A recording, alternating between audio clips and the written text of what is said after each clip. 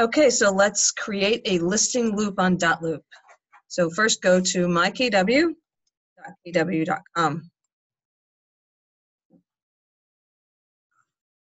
You're going to sign in with your KW passcodes.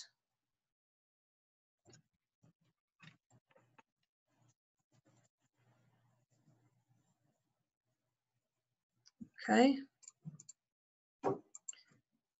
You're going to use your eEdge account and go to .loop, which right here says My Transactions.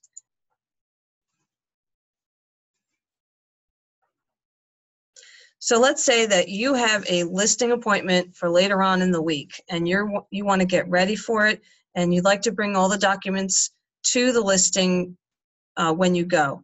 So let's say that we're going to prepare everything in .loop for you to bring the printed copies.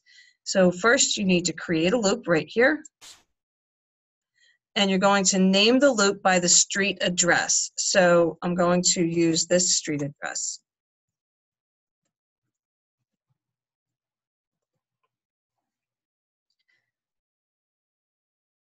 And I'm going to use this one right here.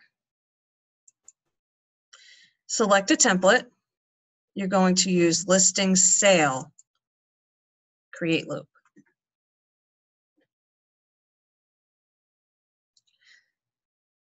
By choosing the template of listing sale, all of the required documents will then be in your loop. First thing I'd like you to do is go to view details, and you're going to add people into your loop. The loop status is actually pre-listing.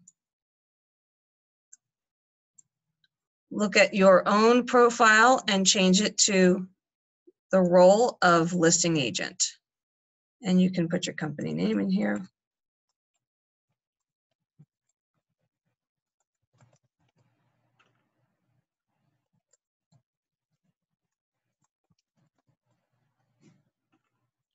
I do this all the time.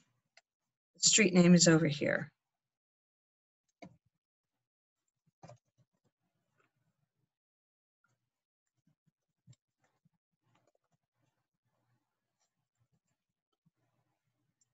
And the license number. Okay, and save it. Now you need to add a person. Let's add the seller. And if you don't know the person's email address, that's okay. You need to change their role. And it will ask for the address again. So make sure you put the address in, because sometimes the homeowner does not live at the same address.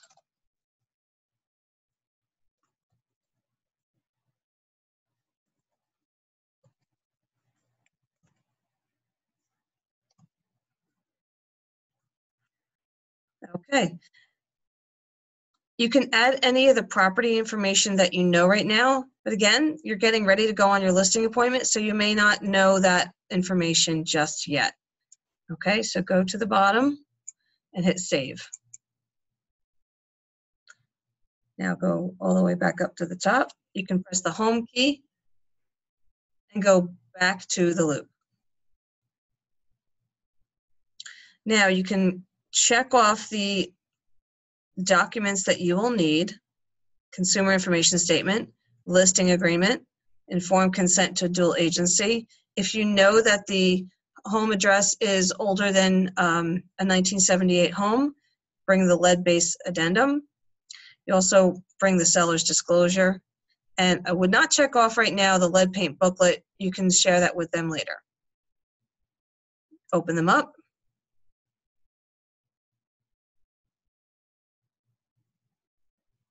And it's asking you to autofill. So kind of opens up in the middle of the page. Go up a little bit and check and see if the people in the roles are correct, which they are right now.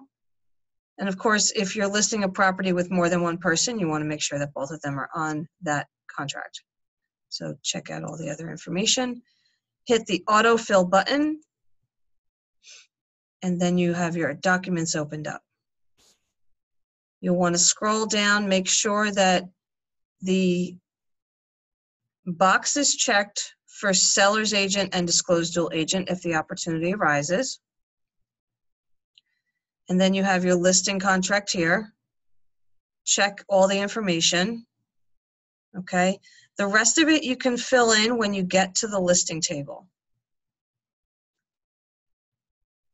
Okay. Always make sure you check these boxes, agree to permit, a lockbox, and the street address on the internet. Of course, if you are sharing the commission with the agents and you're cooperating with other brokers, make sure that you put the proper percentage right here. Actually, that's a sub-agent, so that's a 0. Buyer's agent would be 2.5 and 2.5. Okay, and don't forget you would be putting in your total percentage up above. Okay, fill in the proper details, and then your name would go here, and the office name would go here.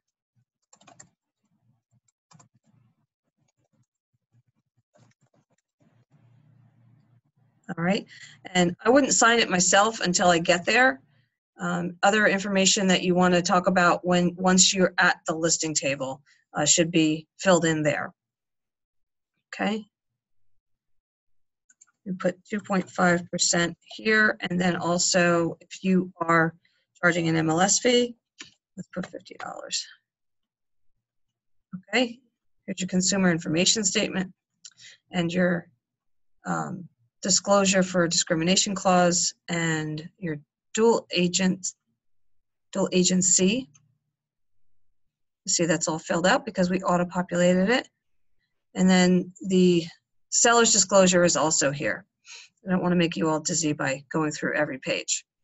Okay, you would want to print out the seller's disclosures and bring them as well.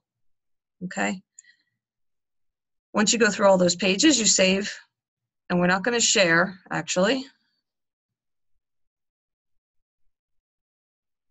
We're going to X out of this. I'm going to go back to all of the documents in the loop.